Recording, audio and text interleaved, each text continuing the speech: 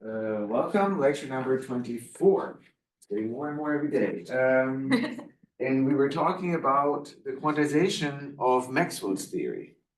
I have written down what you need for the proposal of a quantum theory, but before I go there, let's sketch again the logic, because we didn't go straight, we had trouble with quantizing the vanilla Maxwell theory. So the idea was the following: the Lagrangian for Maxwell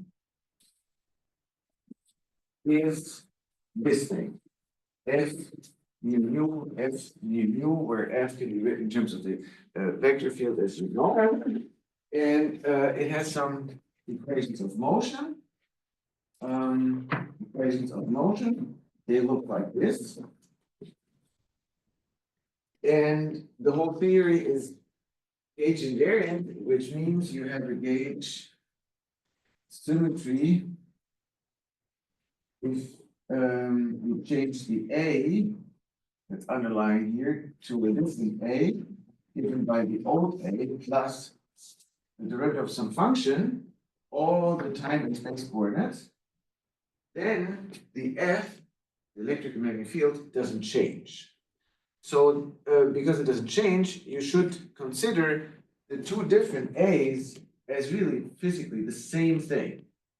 It's not a different solution, it's the very same thing. So this is why this symmetry is called a gauge symmetry, because it identifies the two things. You don't count them as different things, but the same. And since you have that, you could choose a representative of this whole class.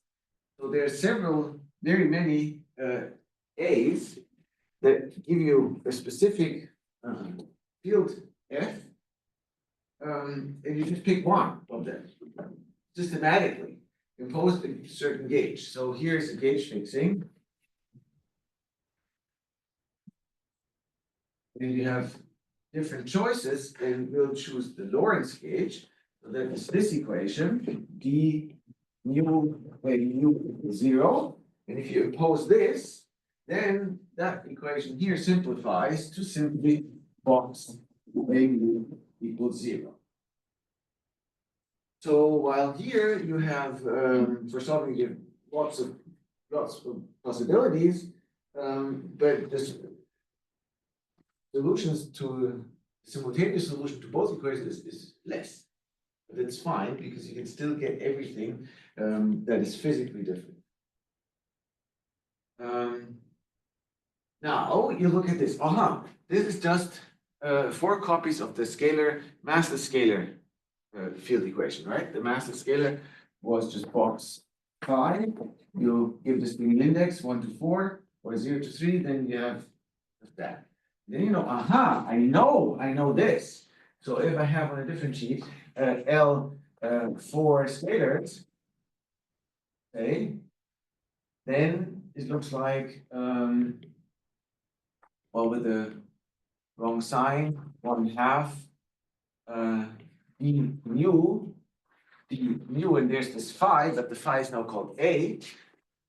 Call it mu because the index mu is already used up.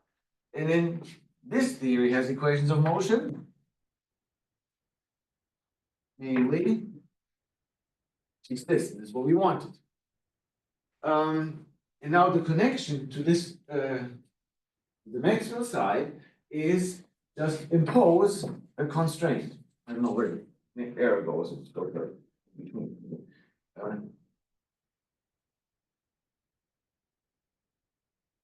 Impose constraint. Not 4 independent fields, but they have to satisfy this equation, which involves all 4 fields. Right? This is the divergence. So they have all 4 fields enter this one equation. Does that make sense? So we have the gauge invariant theory, and we gauge fixing end up with this, but we can get to this everything also from a different direction.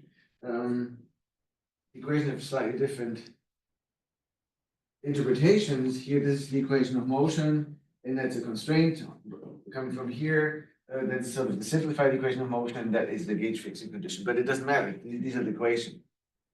And why are we doing this? And we will go this route for quantization. And why?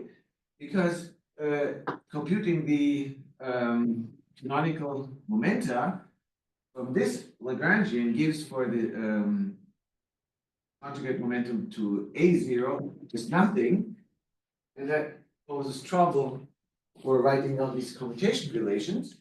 But here, it's just the standard scalar stuff. So there it is, you can write all of them. It is minus a dot. Perfect. Yeah. You can ask everybody. So, I was kind of wondering, but is A still a vector field, right? Or is A a scalar field now? No, A is a vector. Well, what's the difference really? There are four things, and you could call them A, B, C, D. I mean, okay, a vector field has like a direction, right? And a scalar only has one point. But I have four. I have four. If anything, I have four scalars. Ah, because I have force in the component. Because you know, I have A0, A1, A2, Yep. and A3. There's four. That makes If sense. you look at them individually, The components of the. yeah, exactly. The components satisfy Okay. the equation of the scalar. Thank you. And if you only have this, then you don't see anything that couples the different components. So it is not any better than four independent scalar fields. You know, there wouldn't be any rotation. Or you could say, how would these fields transform under rotation or Lorentz transformations? Then you would have to say, this is a vector rather than scalars. You get linear something, but yeah. But if you're just looking at the components of your vector, then they're scalar. Right. So in particular, when I want to solve this equation now, I'll just use what we found for the scalars just 4 times. Okay, well, this was just to repeat the logic while we are going this detour. Now, say we've come here. This is what follows from this side, not even the constraint yet, just the 4 copies of the scalars. It still has a slight, it has something special, which has to do with the metric. So here, these are the Lorentz indices, and this is not a delta function, but once I pull this down, I'll get the metric, and the metric has a minus sign. It's indefinite vector. So one step at a time. Let's see. You could write down just this and not say anything about how A and chi are related. We know, of course, because we have computed it here, but if you forgot, or if it wasn't written down, then you can also find this again as an equation of motion, right? The equation of motion is that A dot is minus I in the commutator with the Hamiltonian, and then you do work this out with these relations here, and then you find, oh, this is minus I. You just have to do it.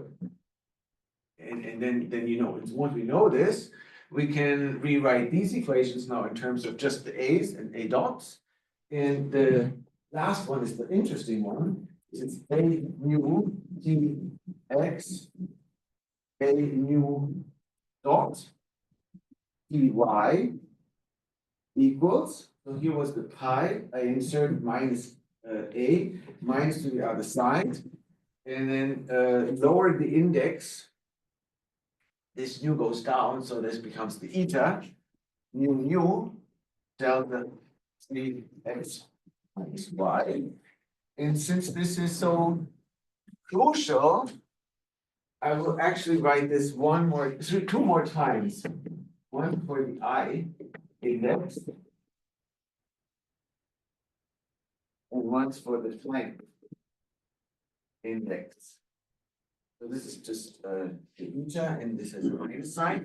So eta is plus minus minus minus, and therefore this is I delta ij delta speed of x minus y, and a0 x a0 y is minus I delta 0, there is 1 delta 3 x minus y. So yes, for scalar fields, as far as the equations of motion are concerned, but then there are signs because of this metric. Also here, the time and the space components have different signs in the Hamiltonian. Write this down now.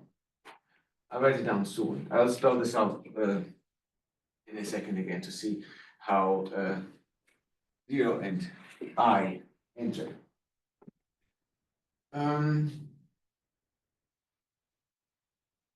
Now oscillators, this is now easy because we've done it before. It isn't in general easy, but we can copy what we did for the scalar field. So the solutions to this equation is a mu x equals integral d3 p 2 pi third 1 over square root 2 dp, where now dp is simpler because it doesn't have a mass. There's no mass term, so this is just the square root of p squared, or just the absolute value of the p vector, right? But still I write it like that, and then there's some coefficient. In the scalar case, it was just a of p. Now we have 4 of them, so everyone gets their own coefficient, a mu, e to the minus ip x, this is the chord product. Now this is an operator, so this will be an operator. I have a little gap because I will write something in between this gap in a second. Well, now tilde plus a tilde hat dagger mu p e to the I dx, where p0 is e p.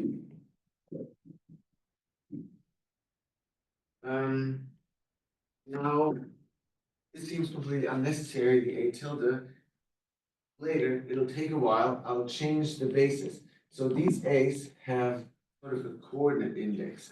Like this is the fixed coordinate system that we have, x, y, z, and t.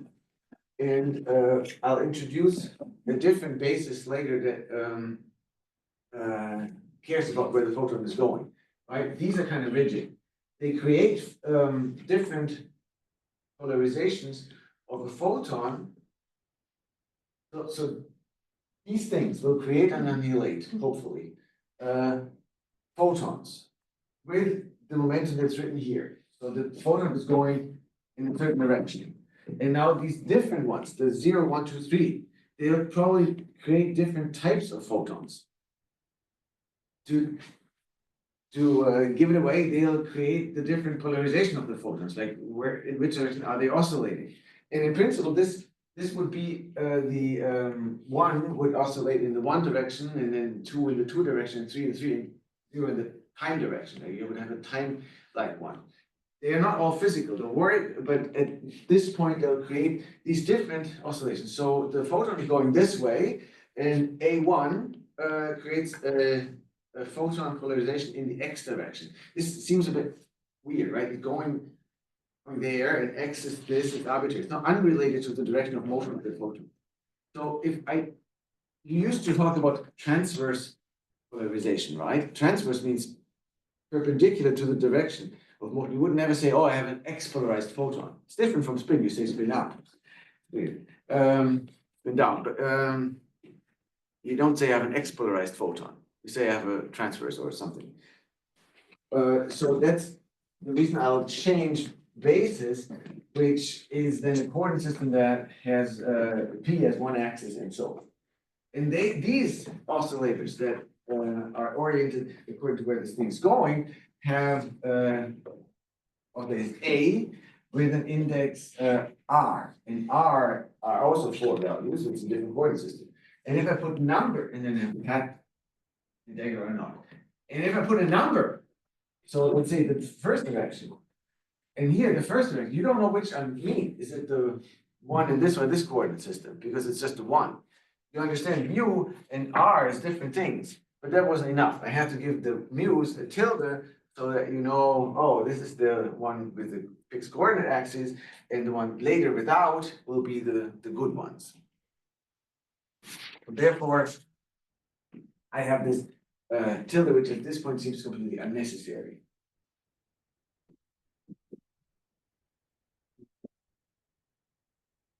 So that's the solution. And when you plug this into, well, usually you should invert it for the a's and then insert this into here and then find what the commutation, either way, we have done both. You'll find that the a tilde dagger mu p with a tilde, not dagger, hat, still a bit much really, for a, q is equal to, so what is it? When you find that, it's 2 pi cubed, then eta mu delta c p minus q. So you probably believe me, right? This is the same thing that we found for the scalars, just with this extra letter. And since there's a different sign, a minus sign in here, there's a minus sign in there too. There should be a minus sign here because it really is this sign. The space-like components are normal, the good ones. There's nothing weird. So if I have space-like, then if this is I and j, I should have a plus one. So, but the eta 1, 1 or eta I j is negative. So that extra minus sign makes it right. So that's what you're going to get. Do I have to write this 3 times again? So a tilde hat I. Can I just, for the sake of time, if I have this thing, then this is plus delta ij. And if it's the 0, a 0, dagger q, then I get minus 2 pi cubed, nothing delta, this other one, t minus q. So what I just written splits up into these two things. Here everything's normal, and here it's kind of weird. It's not weird, it's different. It's minus. What does it suggest? To me, it suggests that I should turn these things around. Because if I did a dagger a, and this is the negative of this, so then the sign goes away. So I would think it's the other way around. And the one on the right is the creation operator. So for the 0 part, feels like this is the creation operator. Looking at this, my first guess is that A1 tilde hat dagger, A2 tilde hat dagger, A3 tilde hat dagger, and A0 tilde hat no dagger are creation ops, question mark. And the other one, the annihilation operator, is just looking at these signs. But that isn't very observer independent Lorentz invariant, because if you do a Lorentz transformation, you mix the different components, and well, this is just from a different set. You mix everything with a dagger and everything without, but this doesn't really belong here. That's why the question mark, this is wrong, right? But this is what it looks like. Now, to finally decide who of them are the creation and annihilation operators, let's look at the Hamiltonian. It's also easy to write down because it's a scalar case. Hamiltonian was there. And this is minus 1/2 pi 0 squared minus 1/2 a 0 squared plus 1/2 pi squared pi I squared plus 1/2 ai squared. This is again the normal sign, all plus, right? Positive energy and all that. And this is with the opposite sign, which again comes from this indefinite Minkowski metric. So when I insert this mode expansion into here, you'll believe me that I get what we used to get. So for the A's with the spatial index, everything normal. A I P plus A hat I P A tilde hat delta I P. I'm writing this before any commutation has taken place, so that's why the two orderings. Once here, once there. And for the other one, you get just this extra minus sign. I haven't used, as I just said, no reordering, so there's no extra sign popping up. It's just this, and then the minus a 0 tilde hat dagger p a 0 tilde hat p minus a tilde dagger no a tilde hat p a 0 tilde hat dagger p. That's this thing.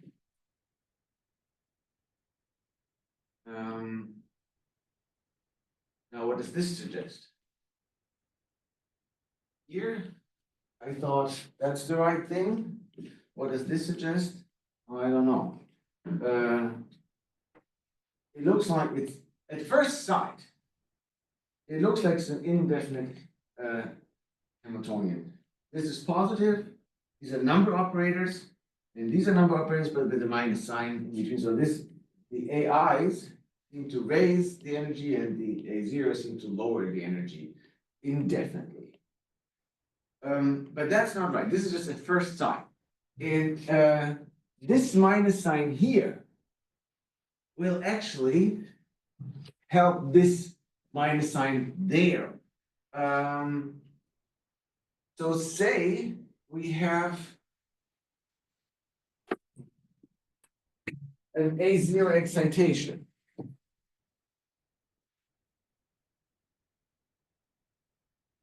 A0 of some p on the back of the which operator counts these A's? So here I want the number operator n that counts the zeros. How does this look like? Right? I want to get, what do I want to get? If this is the proper number operator that counts these, what should be on the right hand side?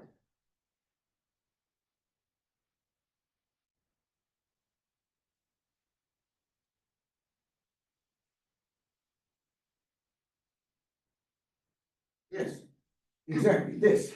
A0 P. Why? Because this is the number that's written here is the change in the eigenvalue of n. So I have an eigenstate, whatever that is, which has some number, 10. And now I look at A0 with all the hats and stuff. Then you can use the commutator and get extra, and then you get 10 plus 1 plus whatever it's written there of this extra term. You know, we've gone through this. So you expect, if this is a number operator that counts these things, you want this right inside. And now we can ask backwards, what is that?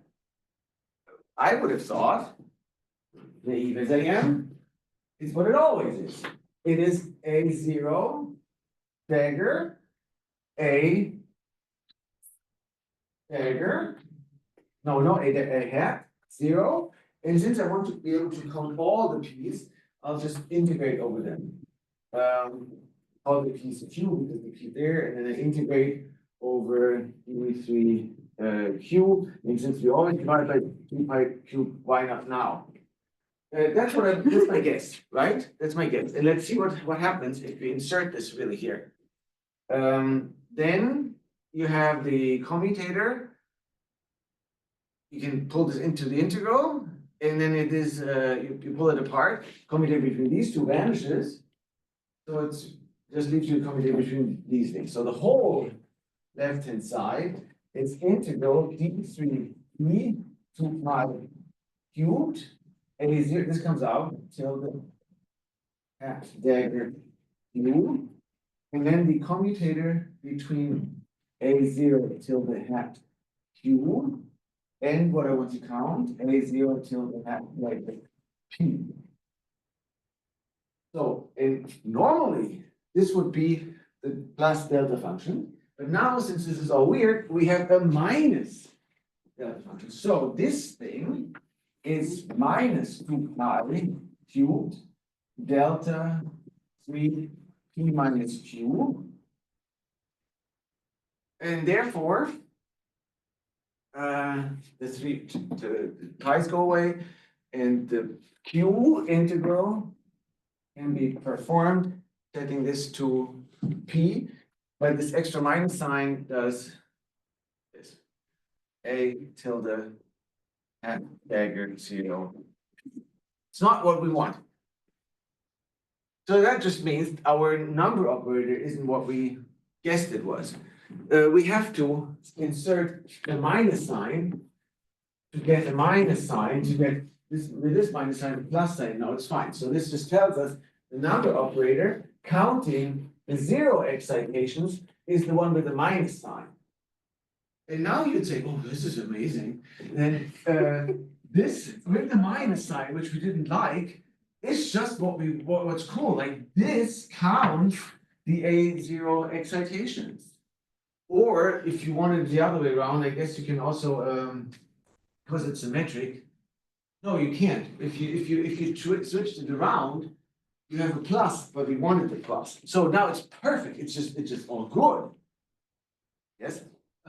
Does it is there a physical interpretation of what it means for the number operator to have a minus sign there, or is it just there and it's a bit unusual? Or is there something where it's okay, this tells us this and that about it's bad still. It means negative norm, and this is the kind of the bummer coming in this, yeah.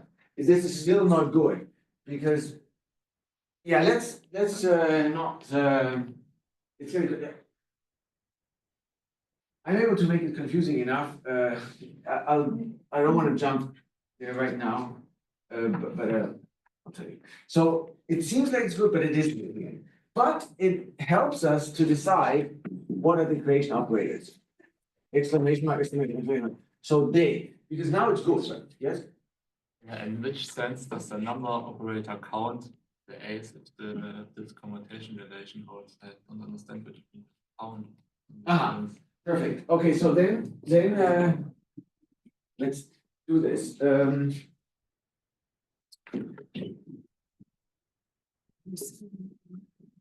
I think it's okay if I do this for just one type of oscillator, not momentum dependent and not indices, because it's just the principle. So let's say you have a vacuum state, and then you have a certain number of A's acting on it. 3. And you want to count. So this is the side. Maybe I don't show you. And I want to know how many A's create this state. I want to get 3. So I want an operator N on psi that tells me basically this state, right? So and counting means if you have a state, it's not this side, if you have a state n, say that, you have a state n, which under this number operator actually spits out the right number n. Then, if there's an extra a, you want n plus 1 under this, right? And so, I'm doing this backwards. I can write this left-hand side in a funny way by writing the commutator n, but then since I just added in the one with the opposite, no, this is this term, but it's also minus the other, so if I don't want, I have to add it back. So now this is this. Does that make sense? The second term in the commutator cancels this, and then I have what I have. This, however, I know what n on n is. This is the little n. So this is the commutator with n and then plus this is the little n acting on, I mean, multiplying this and then have an extra a. Now, if that's supposed to be this thing, this commutator should be a. So this has to be. Oh, there you go. This has to be this. Because if it is this, then it can factor the state and then have n plus 1. So if n and a dagger is a dagger, then the operator n counts how many a's I have. But I mean, the equation above, you have a dagger on the left side, left, right? Oh, this is missing here. Yeah. Now it makes me more sense. It didn't make before any sense. Yes, right. Okay. I guess we can also let's try what happens when I do n on this thing here. A dagger, 0. Since now you know what it does, I can switch the order. The commutator, so I can switch it. A dagger n.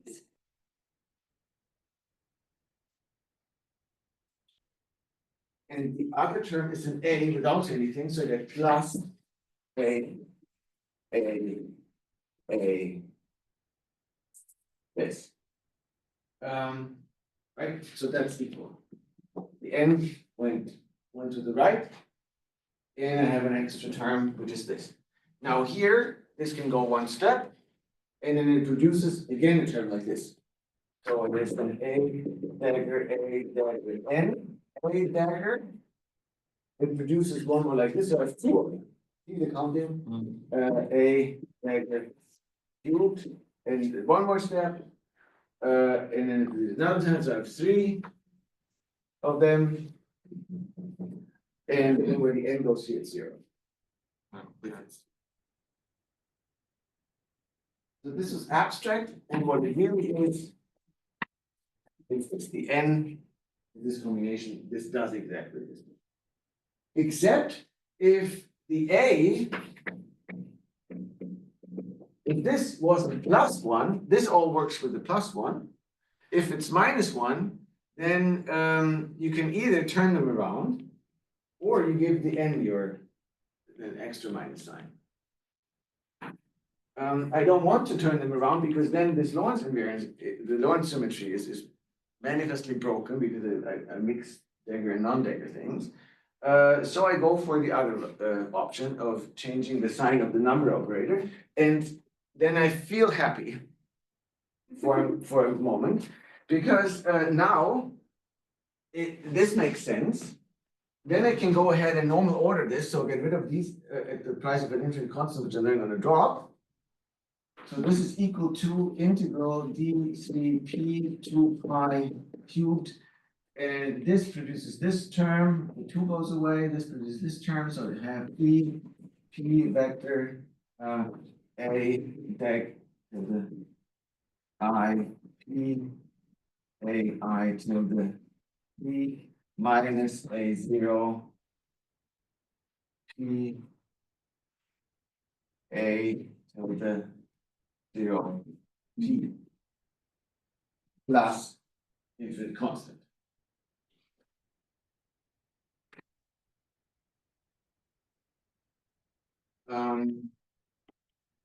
And this first will be my normal ordered Hamiltonian H prime. It's just the real thing. We've always dropped these constants.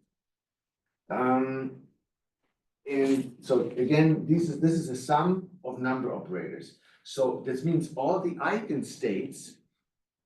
Actually, we know now the eigenstates. The eigenstates are made from these operators. So we'll write it here.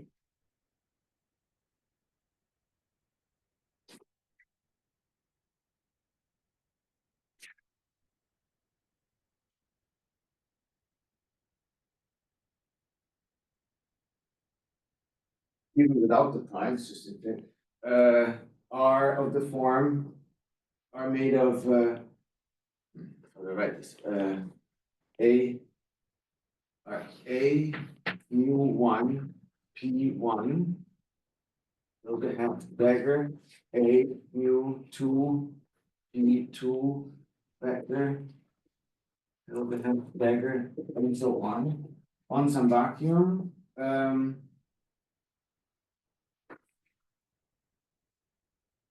You can call them P1, mu1, P2, mu2,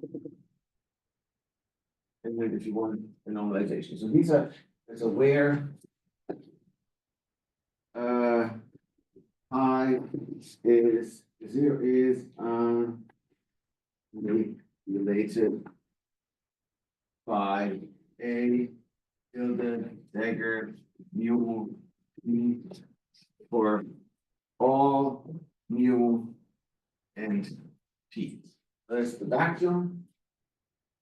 And on top of this, we use these creation operators to build our states, or like this, in their eigenstates of this guy with the positive eigenvalue, just this, d1 plus d2 plus and what it is. So it's good.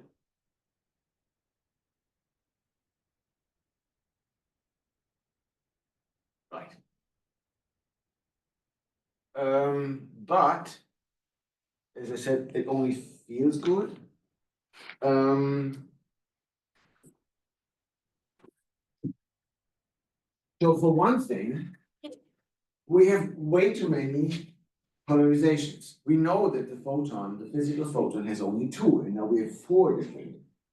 So that's already feels bad. And more technically, is that the states that are created with the A0, this chromatic sign, have negative norm. So usually my states are, everybody's states are normalized. Hopefully one. If it's not one, but some number, then you can scale it so that is one. If it's 0 or infinity, then you have problem with scaling. And if it's negative, you also have a problem. Because if it's negative, what do you do? You can't change the phase. Because you can change the phase of the state. But this is the complex conjugate. So whatever phase you add here, it's going to be taken away there. So a minus, I mean, how would you multiply, how would you say this was -1? How would you say this is 5? Then you would just go, oh, this divided by 5, this divided by 5, and then it works. But if this is -5 or -1, then there's no way because you can't go I because this was -I and it's not. So minus is bad. You can't normalize it to make it positive. So now here I'm saying the states created by A0 are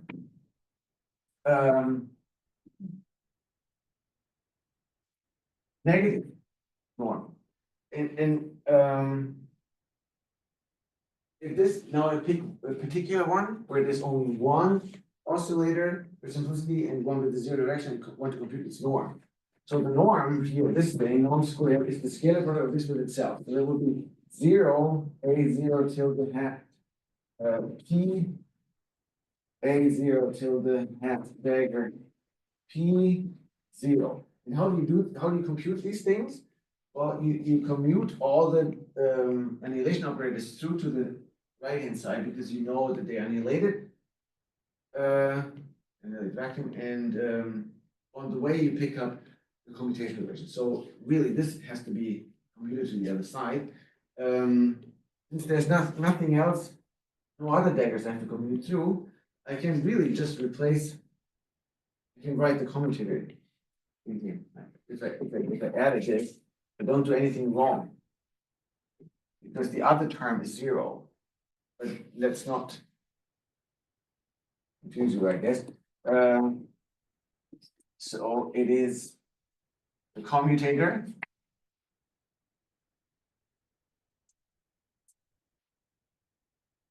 or let's say I bring to the other side, turn them around.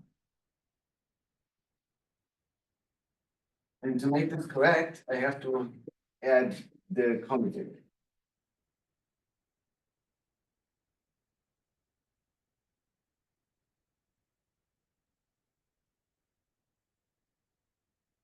Whichever way you want to think about it, what you're doing, like adding it here or changing it and correcting it.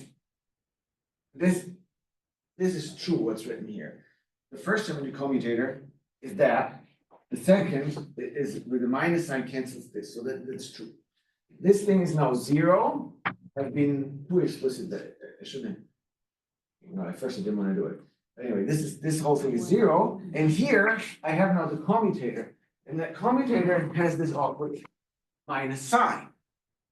So here I have minus 2 pi cubed delta 3 of P minus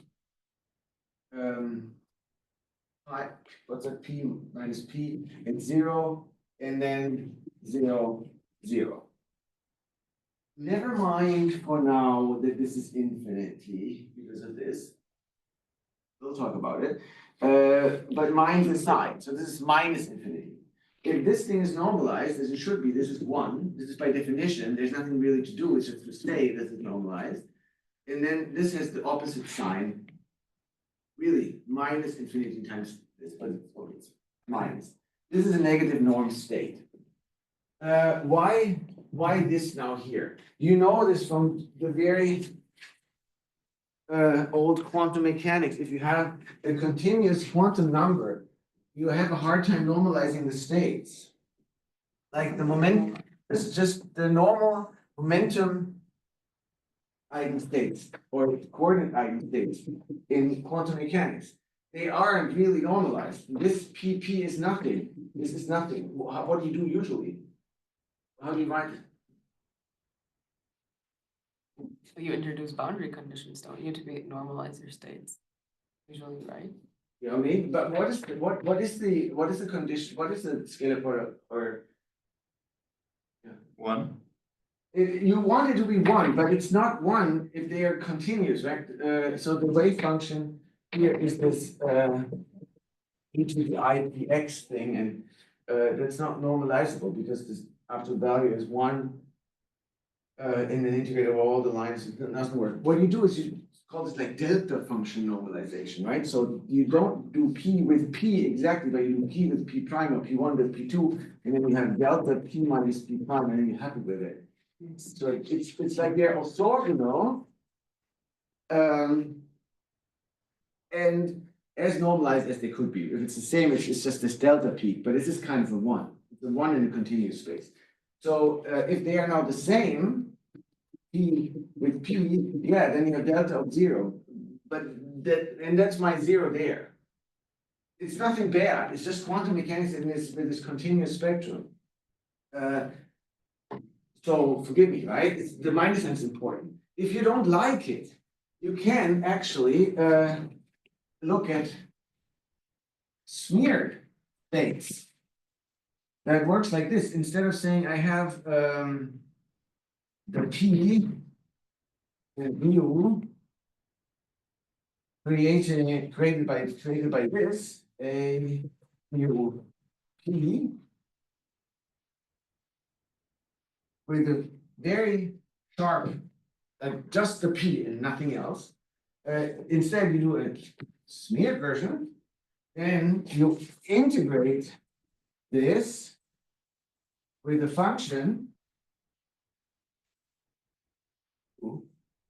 Integrate this with some function, what do they call this? F, psi, I don't know, psi, I guess. It depends on the Q you integrate over it, but this function should be peaked around this P set. So then, if this was a delta function, if this was delta P minus Q, like this, if the function of Q peaked at P, then we are back where we were. But now you don't pick a delta function, you pick something like this. Then you have a smeared state. The area should still be 1, I guess. So with integral psi squared E3 Q I cubed equals 1. And this is this psi Q. Right? Then you have it smeared out a little bit. And if I computed the norm of this state, then the delta of 0 goes away. So P, let's pick the 0 component, the 0 polarization with the same P of 0. Then I get twice this integral dq dk 2 pi to the 6th. The first one is a psi complex conjugate pq. The second one is about p with k, and then I have 0, and I have a 0 till the hat q a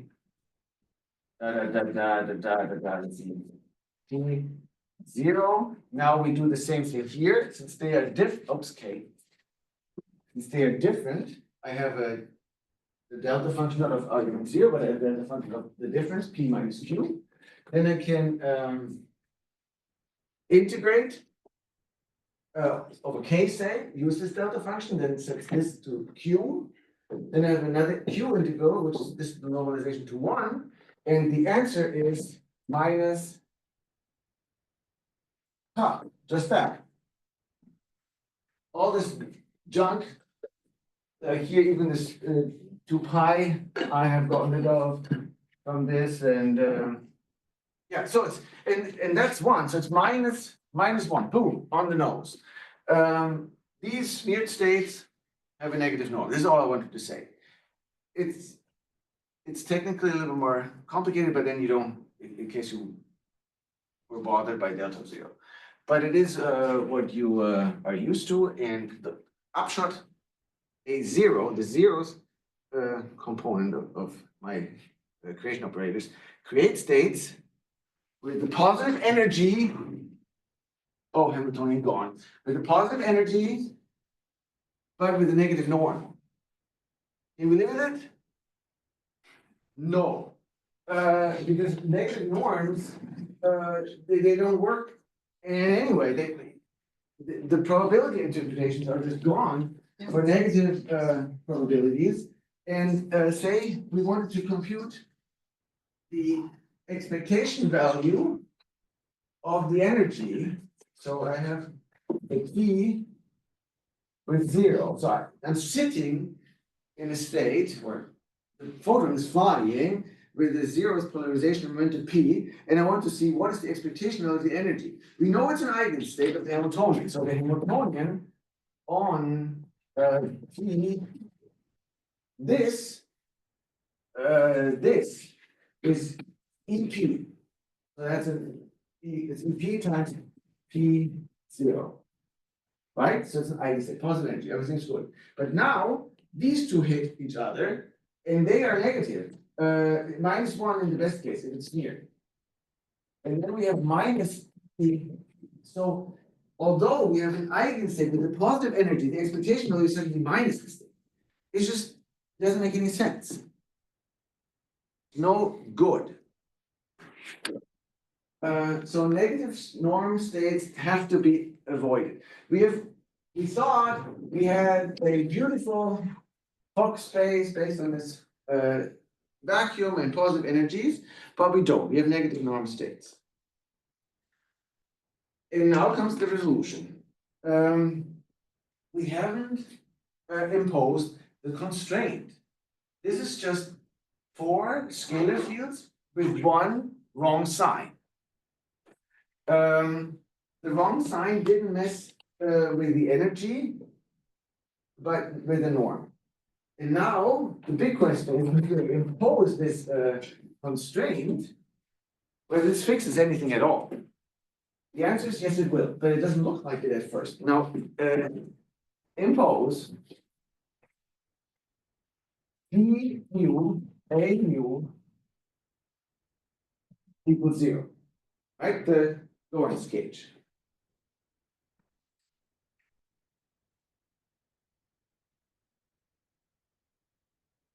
Oh, yeah. Coming from the Maxwell side, this is the Lorentz gauge condition. Now, that looks easy. Whenever you see a derivative on or a diversion of the field A of this corner operator, you set it to 0, right? Yeah, it looks easy. But what if I told you that this thing is spelled out, it is A 0 dot minus DI AI, right? That's what it is. So this I want to put to 0, and A0 dot is pi 0, right? So this is a pi 0 is equal to minus A0 dot, if you remember, and then that is equal to minus DI AI. Cool. And now,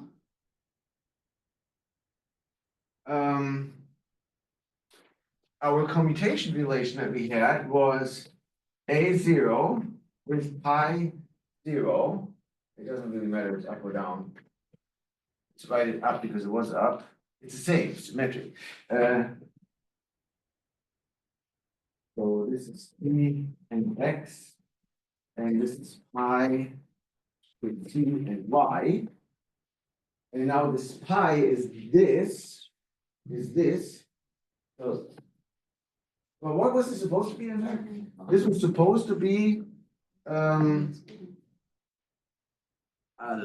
minus I delta X minus Y, right? So this is, if you go back, this is what we postulated first blackboard today. And now we impose this constraint. I insert this here, and then I get A0 T and X and minus D I A I of T and Y, and this is now acting on the Y, of course. But since it's acting on the Y only, I can as well just pull it out. There's no Y in there, so it is minus DI on Y of this commutator of A0 with AI. Never mind, yeah, exactly. But what is A0 with AI according to the table? Nothing. It's 0. What is 0? And now 0 is supposed is itself, and that's not wrong.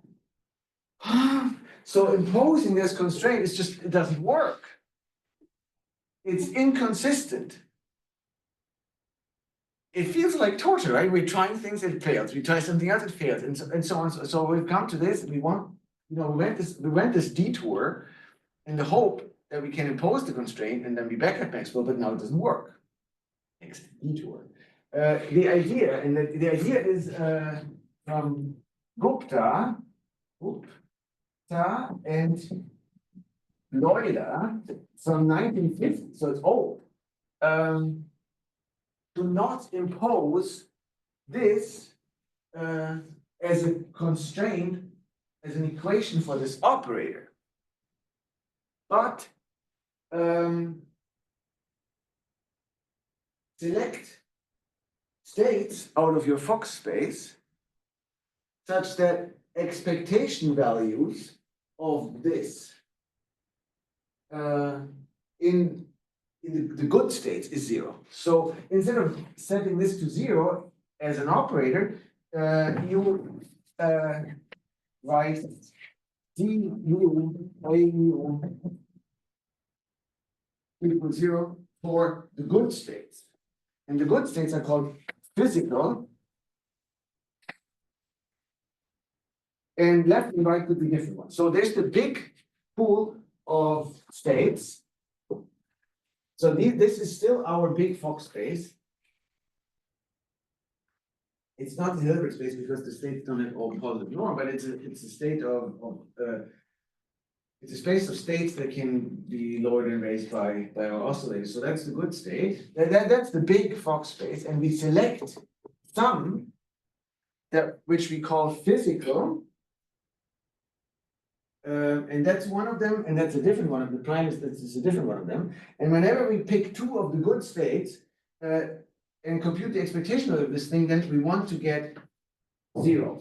So not this thing naked 0, but within expectation values of good states. So that's also then here. This is the big. This is what I wanted to draw. This is the big space, and then there's a little space of the physical states, and within this little set, this is actually satisfied.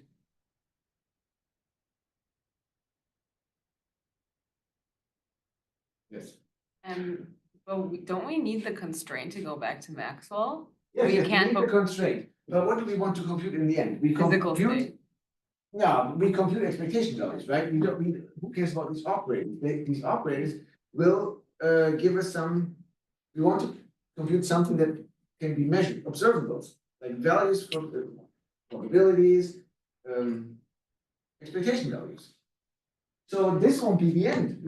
We don't need expressions for operators. We need expressions for expectation values. And so it's enough when the constraint is satisfied within expectation values. And this is it's a lot weaker than asking this in general, because now this would hold for anything. If this is true, equals 0, then I can multiply anything from this big space, and this should produce 0. Like A without produces whatever. I don't know, it raises and lowers, and this was the closest to a position eigenstate that we had. We had the field acting on the vacuum, say here like this. This was something we had, and it certainly is not 0, but with the derivative on it, then it should be 0. So this thing, if we really impose this hard, then it would annihilate everything. And now we say, no. It's okay if it doesn't. For many states, we only wanted to annihilate the physical states. And we ask for even less. Not even it annihilates the physical states, but also from the left-hand side should be a physical state. This is less, right? There are operators which do not annihilate these, but who are 0 if we come from both sides. Say you have a matrix, 1, 0, 0, 0. Then that's one of the kind, right? If you have a physical state that is 0, 1, it's not annihilated, right? But if I come from both sides, it is. Cute. So this is the weakest thing. So we asked for this, can we find together a subset of this so that this is actually true? And also, the ground state should be physical.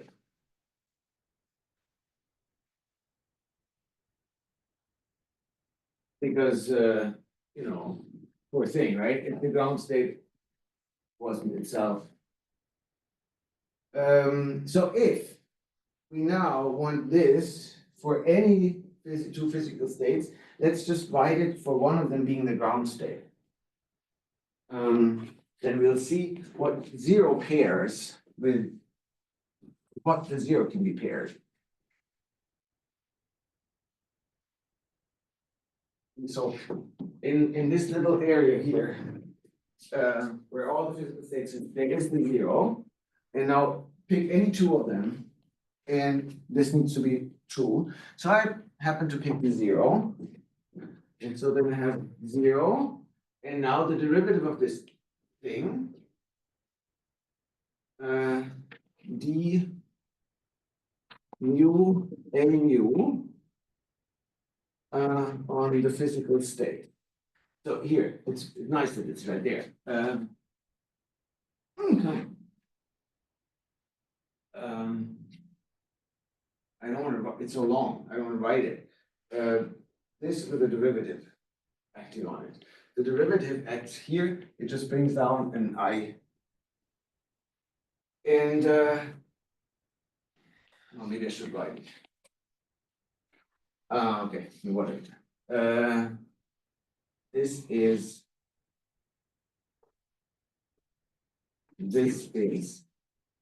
integral d through e to pi root 1 over 2 ep, and then a tilde mu. No, I want derivative, so I get minus I e times a tilde at e to the minus I e x plus I e a tilde at dagger p vector e to the I e x. This,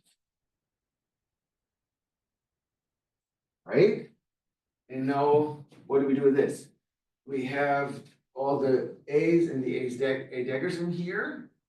Can you simplify this a little bit? Yes. I mean, the terms with the A dagger disappear because it gets hit by the zero. Exactly. So because you act to the left, these here. So all of this goes.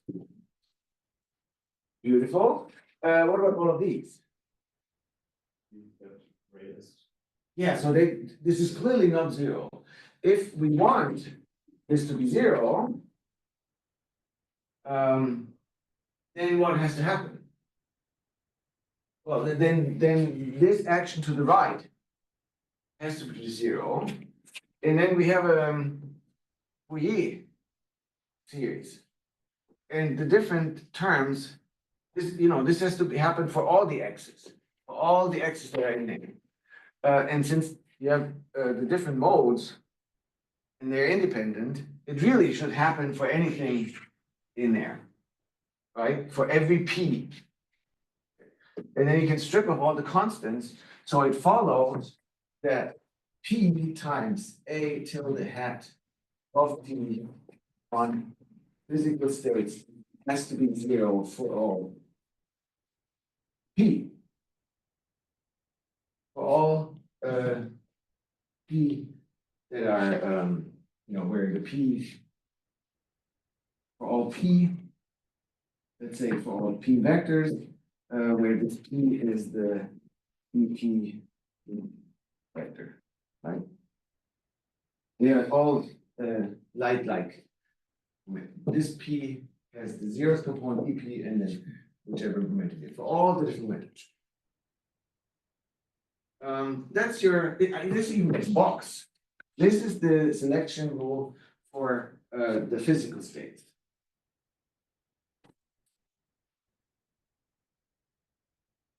Now the question is, does this help any with the norm?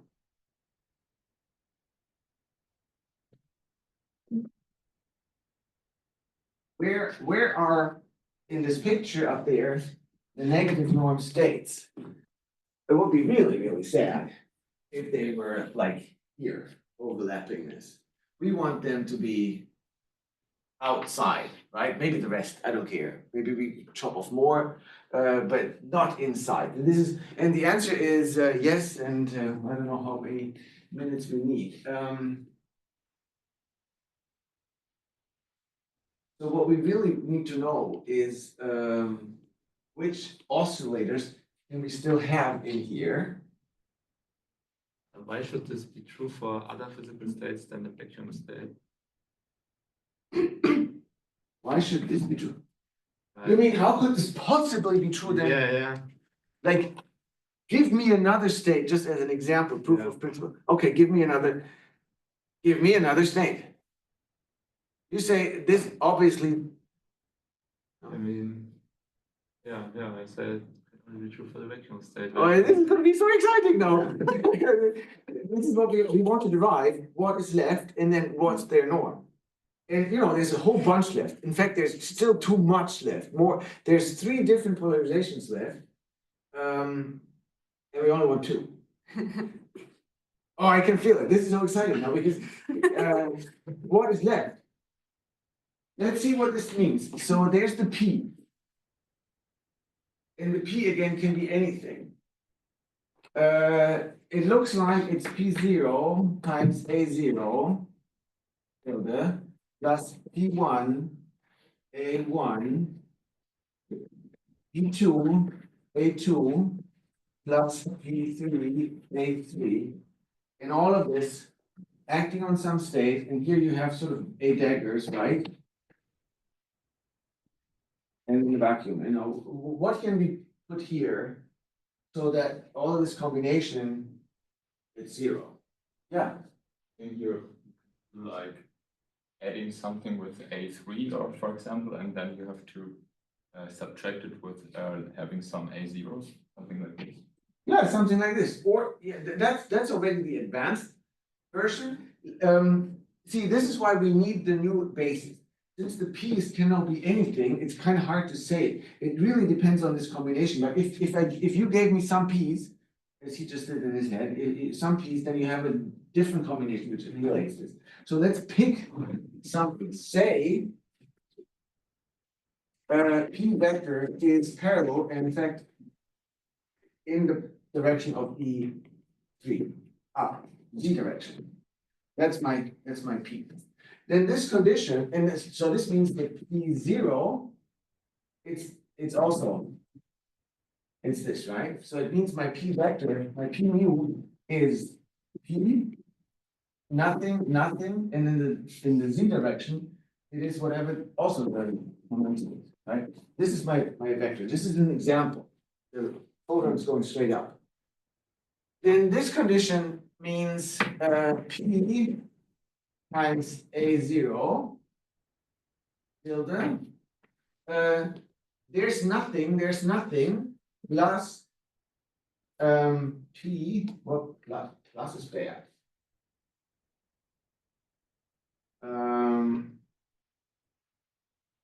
It's just not what I had in my. Right, isn't it? Because Yeah, it is right, but it's not what I want. Well, this has to do with upstairs, downstairs. Let's just stick with what we have here. It's self-consistent. It might not be consistent with my note. This on the physical state equals 0. Now we can even pull out the P if you want it. So then it doesn't even matter. We just pull it out, and then we A0 plus A3 on physical state to be 0. So for that P,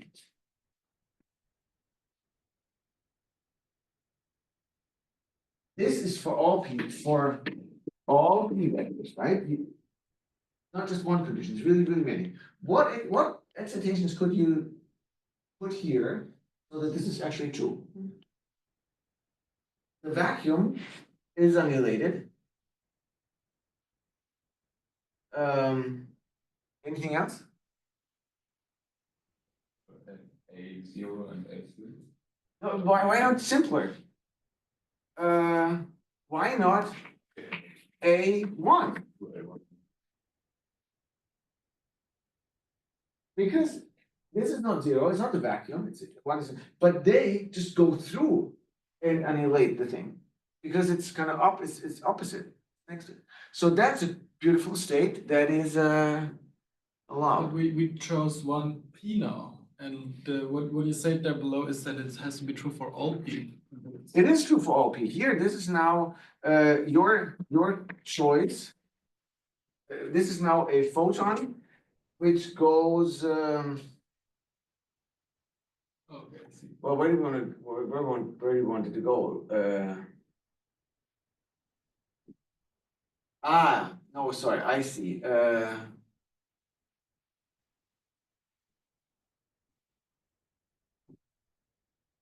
No, what you're correctly saying is, how does this go? All P, but P goes up. That's not all P, there are others.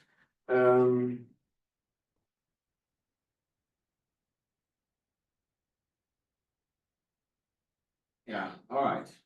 So it is exciting. It's more I wanted to go to this polarization basis and then because then I have all at once. So okay, sorry. Here is no victory for me yet. Because I don't know how to do all P if I pick this thing. If in this set, that's okay, right? Because it goes through. So okay, let's solve the problem. This here, we have to be more technical. Oh, is it time is running? Time walk.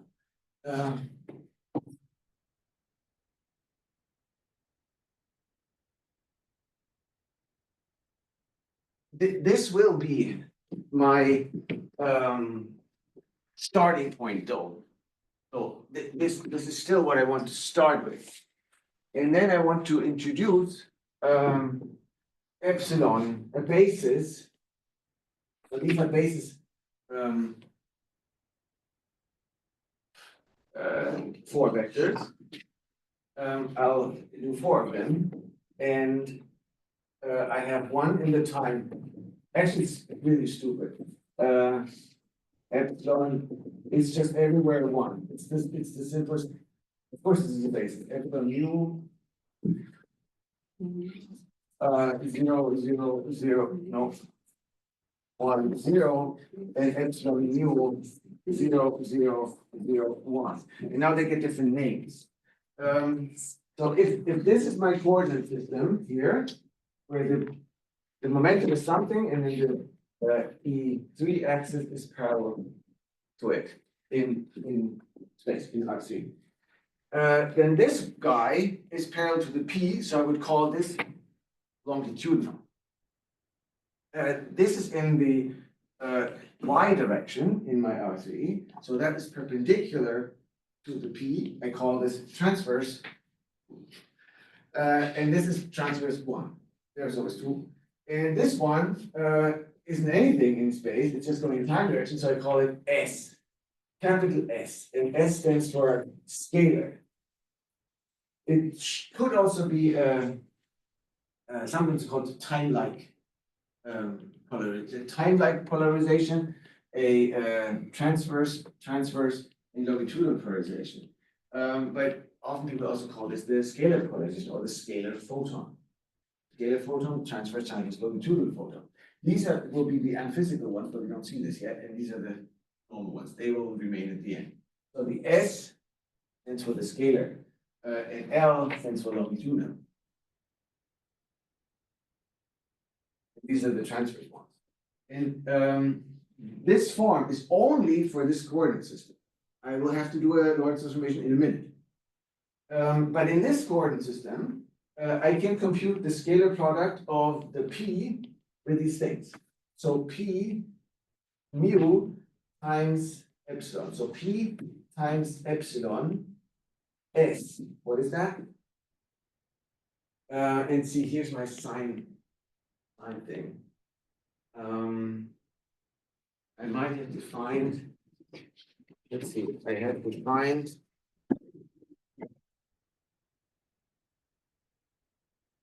so the P has upstairs indices and the epsilon, I think I want upstairs too.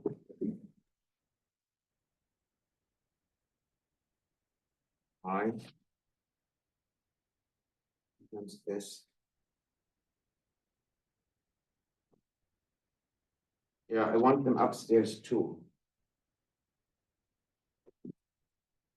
So if I lower them, I really want minus, minus, minus. It's just a sign. So now the scalar product of this P vector with this, now it's up, down, it's just a straight conjunction with this P vector. P times epsilon 1 or 2 is equal to 0, because there's nothing in here where they have non-zero entries. And the P times epsilon longitudinal is up with downstairs, so this is minus P.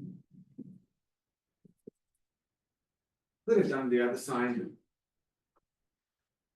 And this thing is a scalar product. Have you ever heard someone saying the scalar product is Lorentz invariant? So this equation really holds for any.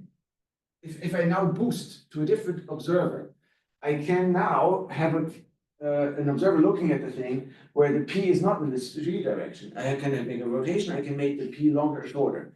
But this is always going to be true. I have to transform my epsilon as well, the epsilon vector here.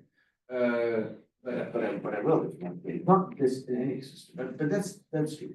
This one isn't, like the P is going to change. So that's not an equation that is Lorentz invariant.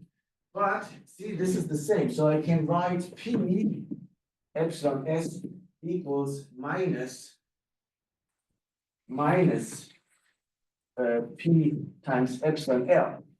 That's now scalar product. That holds everywhere. So now for absolutely any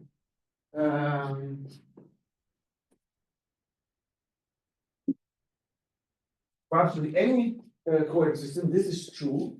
But just to remind you, these epsilons depend on the P, because I'm doing a Lorentz transformation, and that changes of course my P, but it will also change them depending on what the P is here, right? So it really is this. And that also, these epsilons, it's in general, it's a basis that is P dependent. And now, however, it's so much easier. Now I can write down this condition.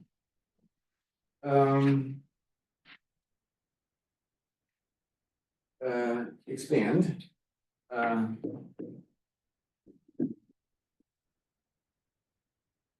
The oscillators with the mu index into the spaces. So I have mu for the R, epsilon R mu. Here there's no tilde, finally. And then this is a sum over R, which is R and over R is, I guess, the scalar polarization, the longitudinal, the 1 and 2. So I've expanded these in here. And now the condition in this box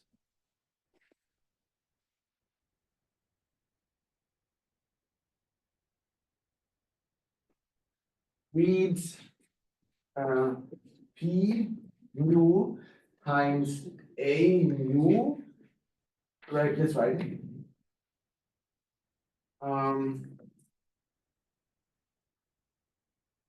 On physical, that's supposed to be 0, and inserting this is sum over R P mu epsilon mu R P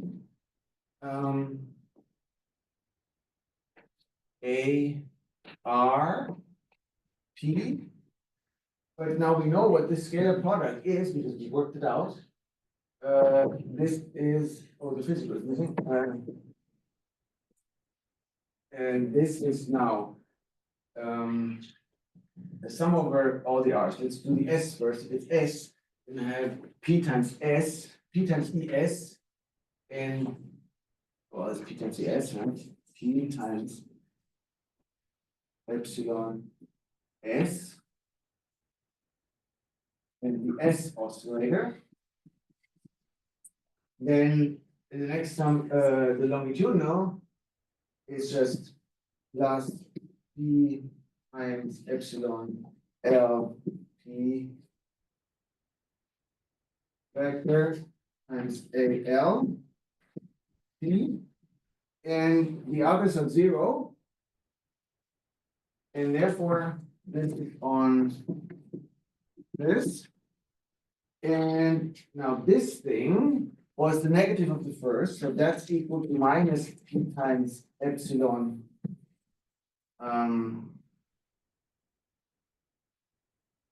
S. Now I can pull out the factor. It's a bit what I did there, just better.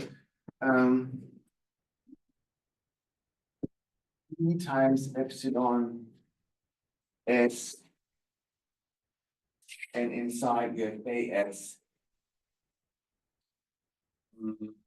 minus from here AL P on physical states.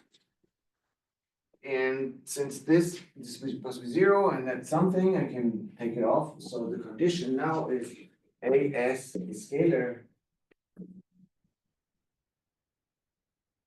The scalar direction, minus the longitudinal on the physical state has to be 0 for all theta again.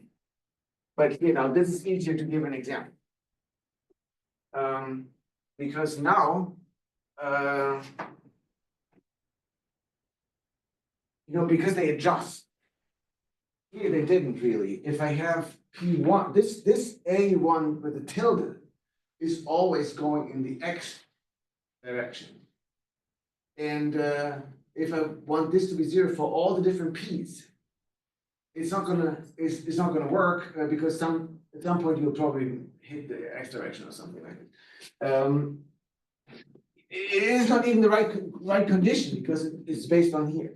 But here, if I use the without the tilde,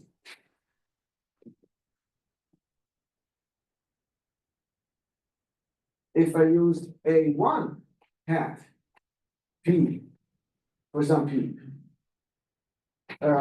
this one's a physical state.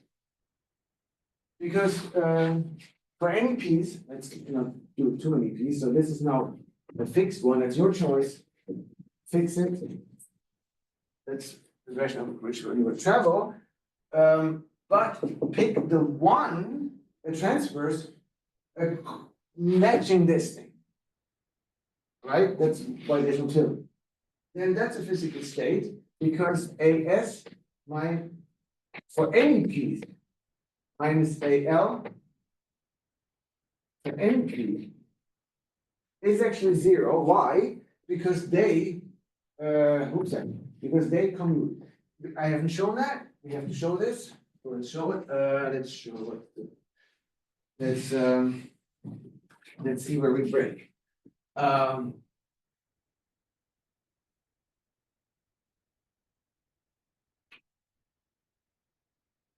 So let's say you can show can be shown, like, if time permits, can be shown, if time permits, that the A in this polarization basis, the AS, this is a little s, it's not the scalar, it's just confusing,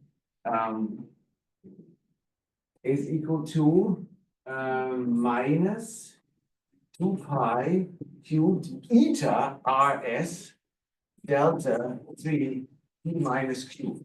So it really is the same thing, and R and S are labeled capital S, L, 1 and 2, these are the polarization directions. And this eta here with it, which looks like a metric, is not a metric, it's just a matrix that looks exactly like the metric. But it's not the metric. This is just an, it's S, L, if you want a metric in this polarization space, I guess you can call it, but it's not in Minkowski space because the indices aren't even Lorentz indices, but it has the same thing. And so the important thing is that it is diagonal. So if you take two different ones, they commute. If one and L and one and S are different, this is a capital S, this is the scalar photon, they're different, so they commute, and that annihilates it back to 0, so therefore this is physical. And if you have the 2, then it's also physical. And if you have an S minus an L for your choice of Q, it's also physical. So this polarization, and this polarization are physical polarizations. I'm calling this a G. Well, I know time is kind of up, but I'm sketching this, and we'll pick up here to wrap it up. This is just another name for this combination. I don't have to write it all the time. G stands for gauge, but right. And that's physical, and unphysical is this the other combination. U unphysical is AS plus AL. So this combination we eliminated by the Lorentz constraint, imposing Lorentz constraint by using the physical, the Lorentz constraint led to this and led to this box. And now we're not allowed to use everything. We're only allowed to use a 1, no tilde, a 2, and a G. And they are now 3 polarizations within the physical space. Yes? I think the commutator should have one creation operator. Absolutely. Thank you. Yes. Yes. Now, okay, we'll have to continue the discussion next Thursday. What's happening? We have eliminated one direction, and we can now show that all the negative norm states have gone. We can, however, also show that the states that are created by this thing have 0 norm. Dear Lord, so